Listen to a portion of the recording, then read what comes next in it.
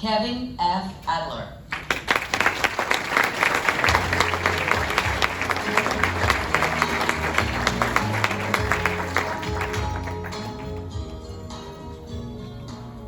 So first thing is, I heard there's a competition for who has the best selfie. Is that right? Who wants to win it right now? This side, are we going to win it? And the folks in the back.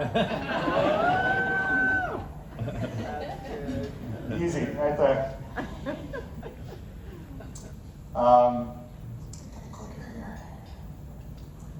So my name's Kevin Adler. I'm founder and CEO of a nonprofit called Miracle Messages.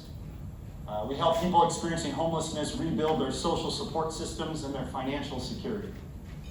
So I'm going to share a little bit about my story. I also want to share a little bit about your story, our story, of the work we've done helping to end polio, getting so close, and what we can do to follow that same pathway to commit to ending homelessness. So first I have two questions here. First question, raise your hands. I haven't asked a question yet, I saw something raise your hand. Raise your hands if you care about the issue of homelessness.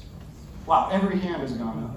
Second question, how many of you know someone who is currently experiencing homelessness? Take a look around. Not as many hands. Thank you for sharing your hands there. If you remember nothing else from what I'm going to share, that to me is part of the issue. We don't know who they are. It's us, them, the homeless, the housed. If we get to know them as our neighbors, our friends, our family members, even ourselves, I think we'll make a major leap towards ending homelessness. So Miracle Messages, as I've shared, this is the work I do. I wanted to thank my colleague, Colette Lay. Let's give her a round of applause. She's with the family and brought me in, chief of staff. If you're bored already, blame her. Okay, so no, she really makes this work possible. So I wanted to share a little bit first about my story here. That's me at the bottom there, my grandparents, my mom, my brother. In the middle there, that's my Uncle Mark. And Mark remembered every birthday, guest of honor at Thanksgiving and Christmas. Mark also suffered from schizophrenia. He lived on and off the streets of Santa Cruz for 30 years. Until the age of 50, he was found deceased, alone in a halfway house. But I never thought of my Uncle Mark as a homeless man because he was just a beloved member of my family. And so, once Mark passed away, I got a phone call from my dad. He was crying. He said he had passed away. And I was really inspired by this morning's speaker, Tovi. I'd never looked at Mark through a window. I looked at him through a mirror. He was part of our family. That was who he was. So, I got that phone call, and, my life just continued on its way. I went to grad school in the UK, studied sociology, came home, had to deal with the loss of my mom from breast cancer at the age of 59. I was 23. And around that time, that's when I really dove deeper into Rotary. And just coming out of the grief, I don't think I had fully processed losing a parent at that moment. I was selected as a Rotary ambassadorial scholar to serve for a year in Oaxaca, Mexico. And Rotary really became a part of my family at a moment where I felt like I had lost a key member of my own family. Rotary, some of the values that Rotary has taught me, really to think about service above self as when you serve, you become a fuller version of yourself. You cannot be yourself without service. But in doing that service, it's not just about who you are, you're part of a greater whole, a family, and it's a lot of fun. It's a lot of fun, and there's a lot of respect in Rotary. And so when I think about Rotary and look at this, statement on the website, the words that come out to me are neighbors. The power of neighbors, the power of what we can do together when we unite, creating change at all different levels. So it's with this value set from Rotary that led me to then look back 10 years ago when I finally had a chance to visit my uncle's gravesite with my dad. And we had one of those really powerful father-son conversations, you know, about the significance of having a plot of land for my uncle, that, you know, a person who never had a permanent place to call his own, having this marker that we had only visited this one time. And I thought about, you know, this conversation with him and these values, and I thought, gosh, you know, we got this plot of land to kind of commemorate my uncle, but it doesn't tell me anything else about who the man was and the kind of life that he lived. And, you know, I go back in my car and I pull out my smartphone and start going on social media, and I realize I'm learning more about my classmates, my neighbors, and my random acquaintances on social media than I did about my own uncle at the gravesite. And so I just started thinking, you know, I'm a person of faith. I just started asking, you know, how would Jesus use a smartphone? How would Jesus use social media? How, you know, whether you're a believer or not, how can we use these storytelling tools at our disposal to help people like my Uncle Mark tell their stories? Because I thought about my time in San Francisco. I didn't see people experiencing homelessness as people to be loved.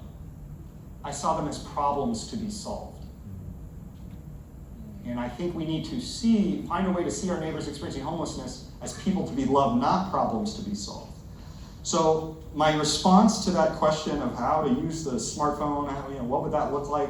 For 1 year, I invited 24 individuals experiencing homelessness to wear GoPro cameras around their chests. And I basically said, I just walked by you, you're still here, what's life like for you?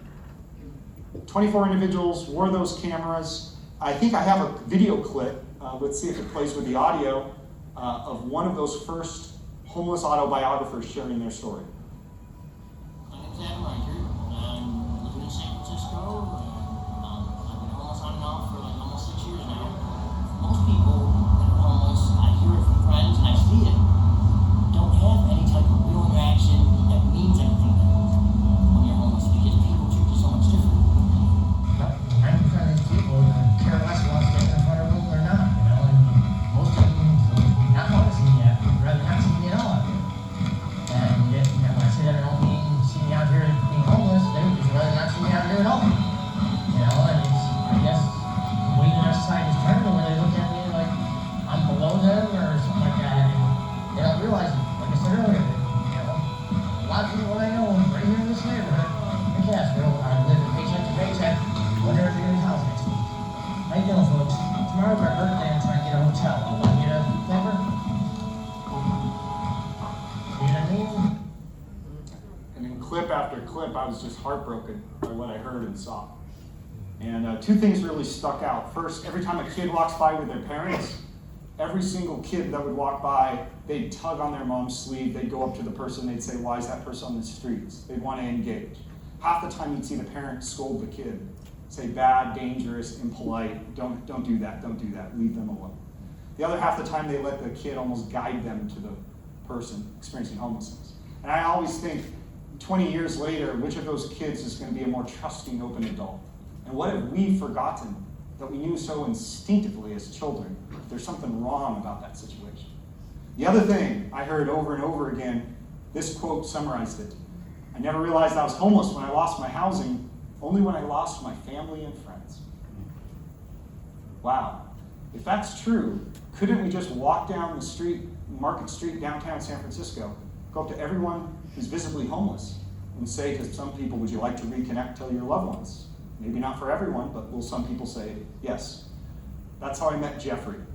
Hadn't seen his family in 22 years. Sat down with him.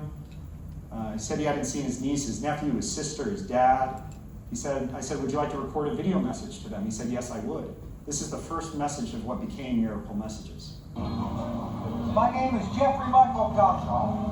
I was born August 7, 1969 in a small town in Pennsylvania named Georgetown. Are there any friends that you would like to send a holiday message? In Pennsylvania, Georgetown, Pennsylvania. Well, like what are their names? My dad, Harold. What would you like to say to your dad? I intend to go home and see you here someday. So I have this video on my phone, and then I go home that night. What do you think I did with that video? Any guesses? You can just shout it out. Post it? Anything else? Okay. No one's ever gotten this, and no one still has gotten it. So for the next week, I did absolutely nothing. Because I didn't want to do something that would be disruptive. I didn't want to make a scene. I didn't know if he was telling the truth. Y'all are better people than me. You would have posted it right away. You figured it out. But it took me a week, and even with an uncle, this is where I started. I started by having very little confidence that I was doing something good. A week went by, and then I did what all of you would have done right away. I went on social media, I found a Facebook group connected to Jeffrey's hometown. Within 1 hour, the video was shared hundreds of times. It made the local news that night as the leading story. Classmates started commenting, I went to high school with Jeffrey. I work in construction, does he need a job? I work at the congressman's office, does he need health care? In the first 20 minutes of the post, his sister got tagged. We got on the phone the next day, she told me that Jeffrey had been a missing person for 12 years. This is her video to her brother. I've been talking to many people, trying to do what I can to get you home and the help that you need once you're here. My holiday message to you is this: if you don't give up, I won't either. If you don't give up, I won't either. A few weeks later, they were reconnected on a phone call for the first time in 22 years. And then later that year, got on a train, traveled from Pennsylvania to California. They reconnected in person for the first time in 22 years. So I did what any reasonable person would do at this point. I quit my job. To my dad's chagrin. And because I knew Jeffrey wasn't the only one, and that this shouldn't be happening. And so it's not just about me and doing this work by myself anymore. We got a whole team, but we believe no one should go through homelessness alone. I wish I could end that sentence a word early. No one should go through homelessness. But if you're going through homelessness, you shouldn't go through it alone. And no one should feel helpless about this issue. That's us. So when I think about the number of people experiencing homelessness every single night in the United States, I feel a little bit overwhelmed. Even in San Francisco, it's overwhelming. 10, 20,000 people in SF. What do we do? Even if it was ones and twos in the work that we do, it's like, is this actually making a difference? Well, this is where I think about the work we've done with polio. 1988, 350,000 people around the world had polio. 10 years earlier, the president at the time of Rotary International made a call in 1979 and said, all the clubs worldwide, what would you do with $1 million? And the response from the Philippines, the proposal, was we would vaccinate our children for polio. Said, okay, you get the $1 million. From that, one by one, 600,000 children were vaccinated in the Philippines. And then there was the sense, well, hey, as Rotarians, we're onto something. There's something we could do. Let's do this at a greater scale. And Albert Sabin, who was the creator of the oral polio vaccine, said, well, you're going to need $100 million, and all you are a bunch of old dudes who have lunch together. And what did we do? Well, we did enough work so that in 2017, now there's only 22 polio cases left in the world. This is what we've been able to accomplish. It's not been easy. Reducing 99.9% of the cases from that first initiative has taken over $2 billion. Countless volunteer hours. 3 billion children, 122 countries vaccinated. Look at these numbers. This isn't an overnight thing. This takes years and years and decades. But what stands out to me is this is a Rotarian commitment. This is a collective commitment that one by one, we're saying no more polio. And the work is still going. We're not done yet. There's still work. In fact, we've seen an uptick. And vaccine hesitancy is on the rise. Disinformation. Work is still to be done. So now, going back to that number of homelessness, 580,466 every single night. I think, what can we do as Rotarians to say enough is enough? And we can eliminate homelessness if we commit to as an organization. So that's what I wanted to share, is some of the thoughts I have on what that might look like, because that number was big, but the power of Rotary is bigger. Am I right? Yeah. Okay. So I want to do my part. I've been working at Miracle Messages now for 8 years. This is Wayne and Jasmine. Jasmine wandered the streets of San Francisco looking for her uncle. She hadn't seen him in years. Very similar kind of situation as me and my uncle Mark. We met Wayne. He recorded a message to his family. They got together. We were able to locate them. They were able to get him into housing. This is a reunion between Wayne, Jasmine, and the family. This is why we do what we do at Miracle Messages. And I want to invite all of you to be part of that journey. So I want to share a little bit about some of the ideas and concepts on why this piece of what we call relational poverty is a form of poverty. Because I've seen, a lot of emphasis, obviously housing is essential, food, water, shelter, clothing, the base of Maslow's pyramid, but you also need love. You also need belonging. One of the reasons maybe we're all here today is to connect with each other. There's a type of isolation and stigma and shame on the streets that's almost inconceivable if you haven't gone through it. What causes relational poverty? Why don't people just reconnect if they want to reconnect? A couple of reasons. Digital literacy, technological barriers, major issue. Getting access to a phone, the internet, Wi-Fi, losing phone numbers. The second reason, bureaucratic barriers. Under HIPAA in the United States, shelters can't confirm or deny whether someone is at a facility. So you end up, if you walk into a shelter, missing person flyers, looking, hey, I'm looking for my son, I'm looking for my daughter, please call mom, please call dad. But the biggest reason of all by far, shame, fear, self-loathing. When a person wants to reconnect to their loved ones and then they change their mind, the most common thing that they say to me is, I can't, I feel dirty. This internalized sense of worthlessness. And in fact, we also play a role on the other side of that. The distrust, the lack of understanding, the stigma, the paternalism. This is very deeply rooted. It's not trying to critique any of us, but the part of the brain, researchers at Princeton and Duke have found, the part of the brain that activates when we see a person compared to an inanimate object, it's called the medial prefrontal cortex. That part of the brain has been found not to respond when we see a person who we perceive in an extreme outgroup in our society, including the homeless. Let me share this in simple terms here. The New York City Rescue Mission did an experiment where they had individual members of a person's very own family dressed up to look homeless. This lady here, that's her dad and that's her mom. Not a single person recognized their own loved one dressed up to look homeless. So what we got to do is we meet people where they're at, by name, have conversations, not the homeless, but Mark, Suzanne, and Wayne, by name. We get to know their names, we get to know their stories. And then we also use technology for good. We have general managers, outreach specialists that do this work in local communities across the country. We also know we can't be everywhere. That's our hotline number, 1-800-MISS-YOU. Easy to remember. I don't even remember my own home phone number. Call 1-800-MISS-YOU though. That will help someone reconnect to their loved one if you want to record a message. Or we also offer a phone buddy program that I'm going to share more about in a moment. And then if you are interested in volunteering, because I hear Rotarians like to volunteer, is that true? Everyone raises their hand like, yeah, volunteer, what am I signing up for? You can be a digital detective for good. Make phone calls, write letters. Who has teenage sons or daughters at home?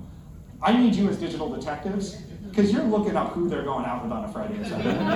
You're doing that research already. But we also know, let's be real, family sometimes is part of the solution, sometimes family is part of the problem. So how do you address relational poverty where there's no loved ones to reconnect to, or that's a bad idea, or the bridges have been burned for whatever reason?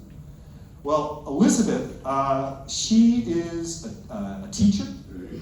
She is a nonprofit executive director. She also, it wasn't appropriate for her to reconnect to the family. And then she got diagnosed with cancer a few years ago.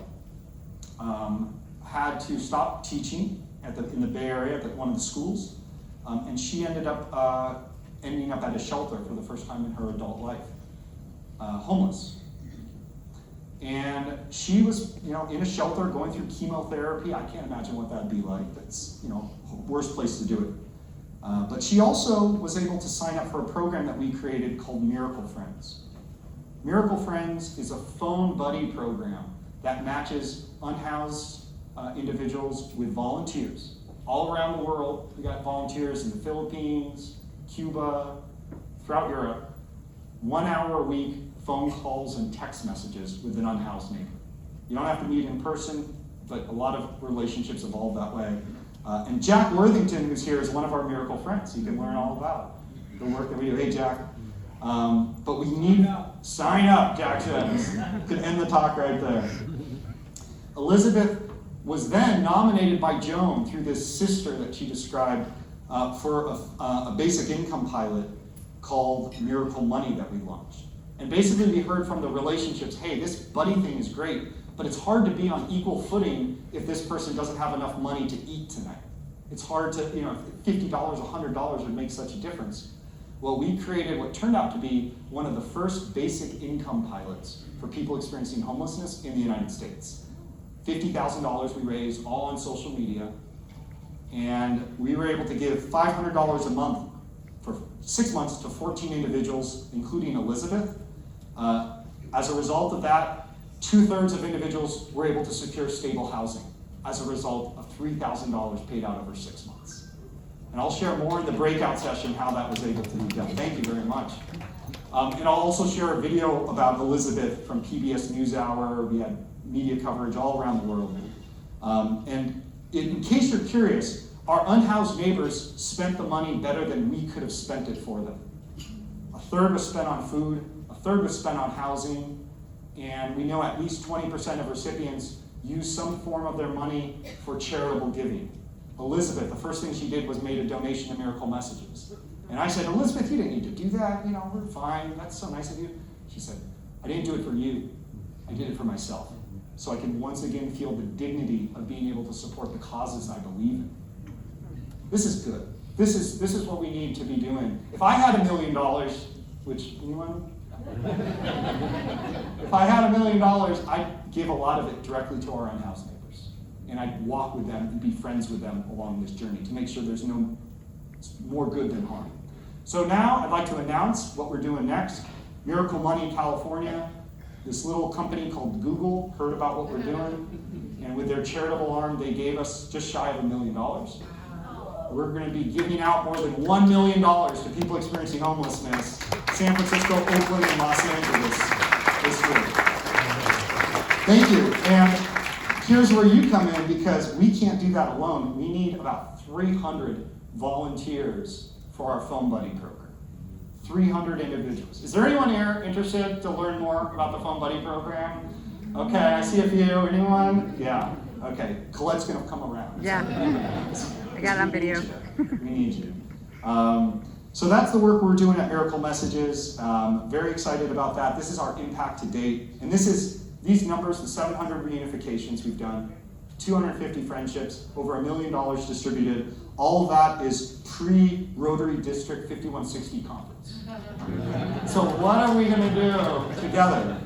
And whether it's through Miracle Messages or whether it's through your own very worthwhile initiatives that you're doing in your community, what does it look like to see a world where we see people experiencing homelessness not as problems to be solved, but as people to be loved, as people, someone's uncle or aunt, brother or sister, son or daughter, someone's somebody. As we say, everyone is someone's somebody. So here's where, if you want to take your phone out and sign up, I want to share a couple ways to get involved. First, if you want to be a phone buddy, this is the phone buddy link here. You can also sign up on our mailing list. This is to get involved. It's a QR code. Just take out the camera. Technology, right? How fascinating. If you want to donate, you're welcome to donate. And also, we're having a big event on December 3rd at KQED. We're looking for wine and beer sponsors. So if anyone's interested, we're still looking. We'd love to have you involved. But we'd love to invite you to that event. We're almost sold out with some of the tickets. And I'm also happy to give out some of the information in the breakout session. But again, I think when we think about what we've done as Rotarians, We are so close to ending polio. We just, not time to give up. But what we've also learned is not just how we can end how to end polio, but we've shown ourselves that we're capable of doing it. We've shown ourselves how. I'd like to think that we can apply some of these same principles for homelessness, this ongoing human rights crisis in our communities, on our streets, if we commit to it right now. Who's with me? Thank you very much.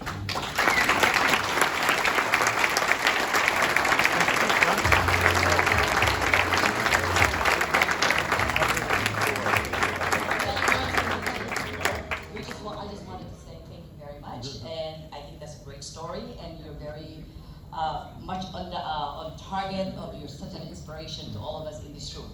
Now, with that, District 5160 would like to give you a small token of appreciation. Some chocolates. Thank you so much. Thank you so much.